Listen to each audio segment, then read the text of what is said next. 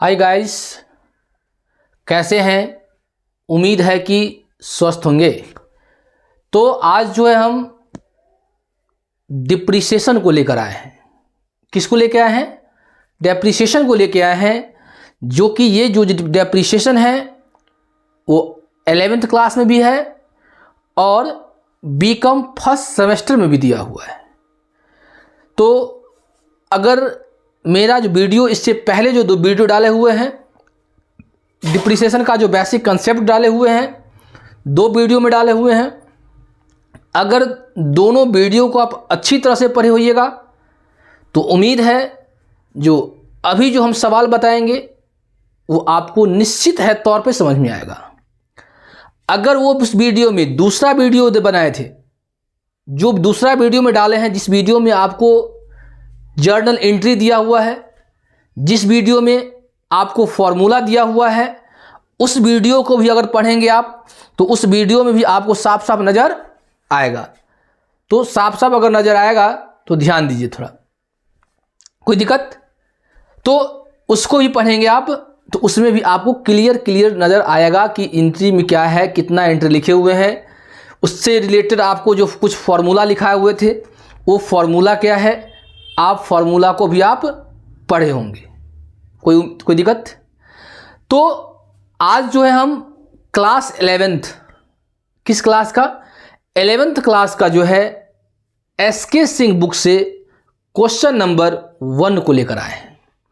वैसे आप इस क्वेश्चन को आप भी अगर सेमेस्टर वाले भी देख रहे हैं या कोई भी सिलेबस में, कहीं भी किसी भी सिलेबस में दिया हुआ है, किसी भी क्लास में डिप्रिसिएशन दिया हुआ है तो आपके लिए भी फायदेमंद है, क्योंकि सवाल कहीं से रहेगा, कंसेप्ट सिर्फ एक होगा।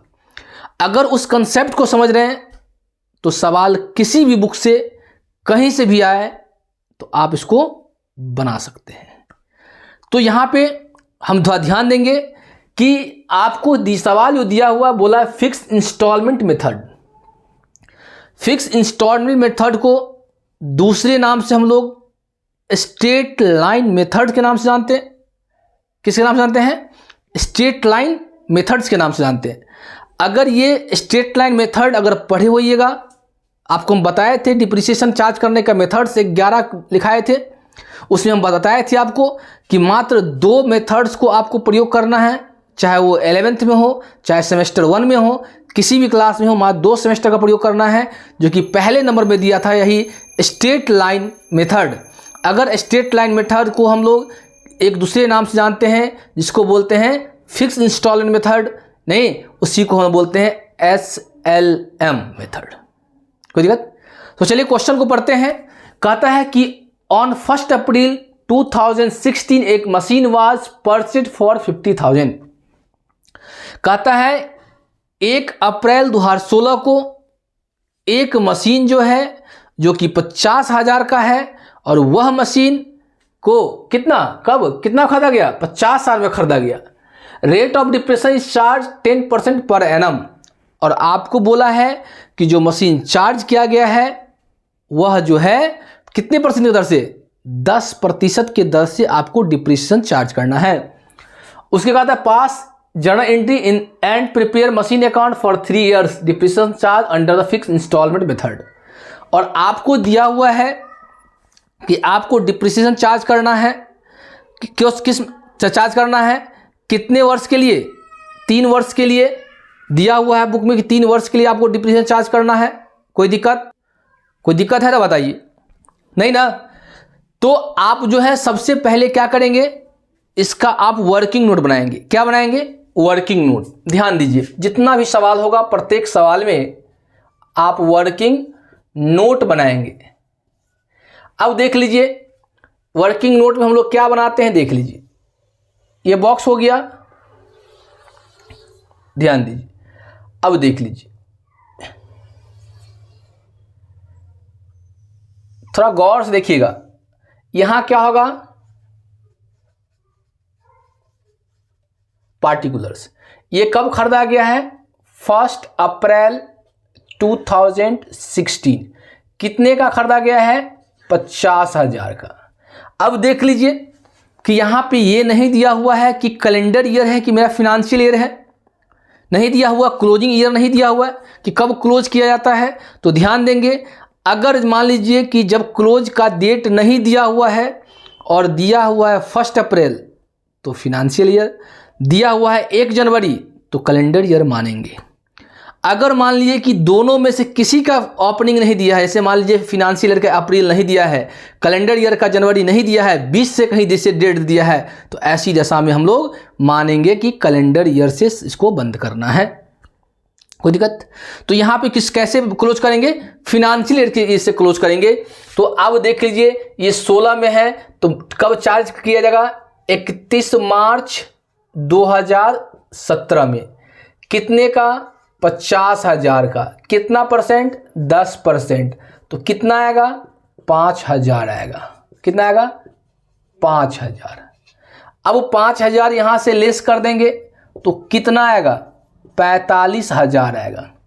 फिर 31 मार्च 2018 पे आएंगे, फिर 50,000 का फिर डिप्रिसिएशन चार्ज करेंगे 10% की दर से। फिर कितना आएगा? फिर 5,000 आएगा। फिर 5,000 को फिर लेस कर देंगे, लेस करने के बाद इसका वैल्यू कितना हो गया? 40,000। फिर 31 मार्च 2019 को आएंगे, फिर 50,000 का डिप्रिसिएशन होगा, 10% की दर से चार्ज करेंगे तो फिर कितना आएगा? फिर 5,000 आएगा। फिर 5,000 फिर लेस करेंगे, यानी 3 साल के बाद जो मशीन का वैल्यू होगा वो कितना होगा? 35,000 होगा। टोटल वैल्यू कितना आएगा? 35,000 आएगा। यहां तक कोई किसी को दिक्कत है तो बताइए, किसी को समझने में कोई परेशानी है तो बताइए, नहीं ना? अब देखिए, अब क्या करेंगे हम लोग कि अब हम लोग पहले जर्नल बनाएंगे। क्या बनाएंगे? जर्नल बनाएंगे, और जर्नल को जर्नल के फॉर्मेट बनाएंगे। बात समझ में आ रहा है? क्या बोल रहे हैं हम? जर्नल बनाएंगे और जर्नल को जर्नल के फॉर्मेट बनाएंगे। हम बिना फॉर्मेट का एंट्री भी पास कर रहे हैं। आप जब एंट्री पास करेंगे तो जर्नल के फॉर्मेट बनाएंगे। कोई दिक्कत किसी को? नहीं। ध्यान दीजिए, जिस वर्ष जो मशीन खरीदाएगा, जिस वर्ष जो संपत्ति खरीदाएगा, जिस वर्ष खरीदाएगा उस वर्ष 3 एंट्री पास करेंगे। कितनी एंट्री पास करेंगे? 3। एक खरीदने का, एक डिप्रिसिएशन चार्ज करने का, और एक प्रॉफिट लॉस में ट्रांसफर करने का। तो जिस वर्ष, क्या बोले कि जिस वर्ष हम लोग कोई एसेट्स खरीदेंगे उस वर्ष 3 एंट्री बनाएंगे, जिस वर्ष नहीं खरीदेंगे उस वर्ष 2 एंट्री बनाएंगे। समझ में आ रहा है? तो हम बिना फॉर्मेट के बना रहे हैं। एक्चुअली मेरे पास उतना जगह नहीं है जो हम फॉर्मेट लेंगे, तो बिना फॉर्मेट का बना रहे हैं। आप ध्यान दीजिए, पहला जो होगा, कब खरीदते हैं? 1 अप्रैल को। 1 अप्रैल 2016 को क्या एंट्री होगा? Machinery account debit to cash account.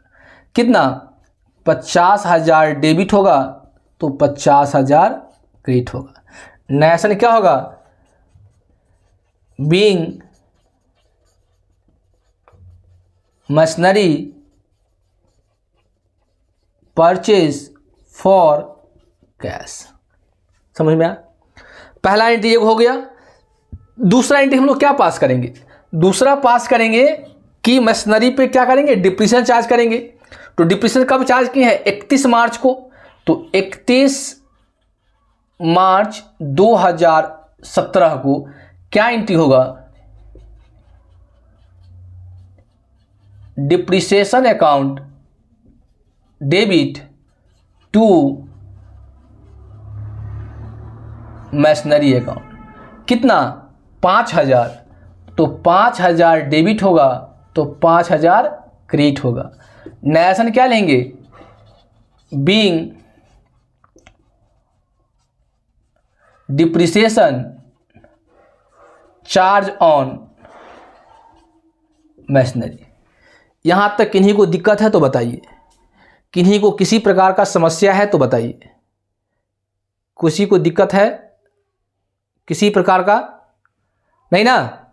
चल देखिए, दूसरा एंट्री हो गया। तीसरा एंट्री क्या होगा? इसका तीसरा एंट्री हम लोग करेंगे कि इस डिप्रिसिएशन को ट्रांसफर करें कहाँ? प्रॉफिट एंड लॉस अकाउंट में। तो तीसरा एंट्री में देख लीजिए कि प्रॉफिट लॉस में ट्रांसफर करेंगे किस डेट को? इसी डेट को। कौन?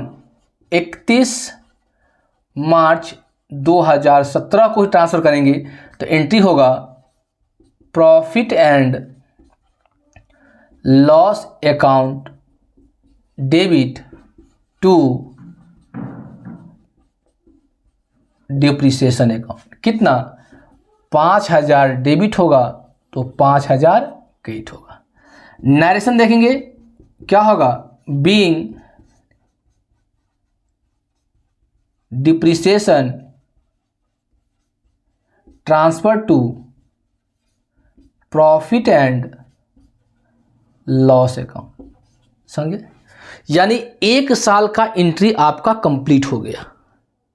दूसरे साल में देखिए हम लोग मशीन खरीदे नहीं हैं, नहीं, तो हम अब जस्ट बताए हैं कि मशीन जिस वर्ष खरीदेंगे उस वर्ष ही 3 एंट्री पास करेंगे, जिस वर्ष नहीं खरीदेंगे उस वर्ष मात्र 2 एंट्री पास करेंगे।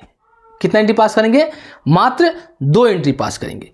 तो चलिए पहले साल का एक मेरा कंप्लीट हो गया, पहले साल। अब दूसरे साल में देखिए, दूसरे साल में मशीन हम तो कोई खरीदे नहीं है, नहीं खरीदे हैं, तो हम क्या करेंगे? डिप्रिसिएशन चार्ज करेंगे। कब? 31 मार्च को। कब? 31 मार्च 2018 को। क्या होगा? Depreciation account debit to machinery account. कितना? 5000। तो 5000 डेबिट होगा तो 5000 क्या होगा? क्रेडिट होगा। नरेशन क्या लिखेंगे? बीइंग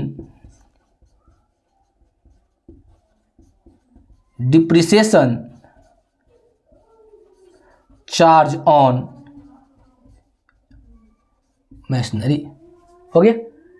अब इस चार्ज किए, अब इसको क्या करेंगे? ट्रांसफर करेंगे। किस डेट को? इसी डेट को 31 मार्च 2018 को ही क्या करेंगे? ट्रांसफर करेंगे। कहाँ? प्रॉफिट एंड लॉस अकाउंट में। तो एंट्री क्या होगा?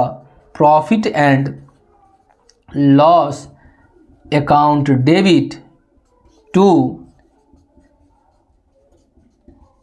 Depreciation account. कितना अमाउंट? 5000 डेबिट होगा तो 5000 क्रेडिट होगा। नरेशन क्या होगा?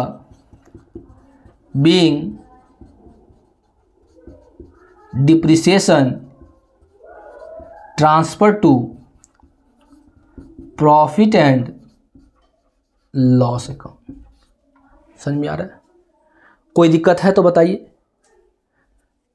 देख रहे हैं ना? कोई दिक्कत है? नहीं ना? तो हम जस्ट बताए हैं कि जिस वर्ष हम लोग कोई एसेट्स खरीदेंगे उस वर्ष 3 एंट्री पास करेंगे, जिस वर्ष नहीं खरीदेंगे उस वर्ष मात्र 2 एंट्री पास करेंगे। कोई दिक्कत है?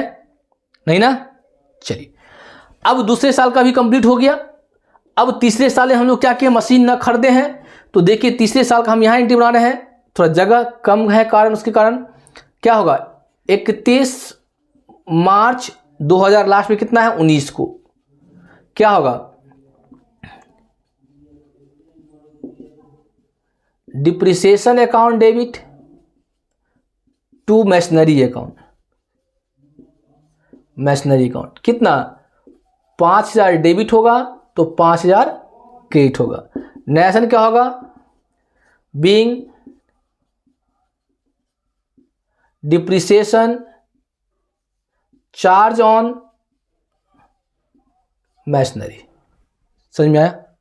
इसका एक एंट्री और होगा।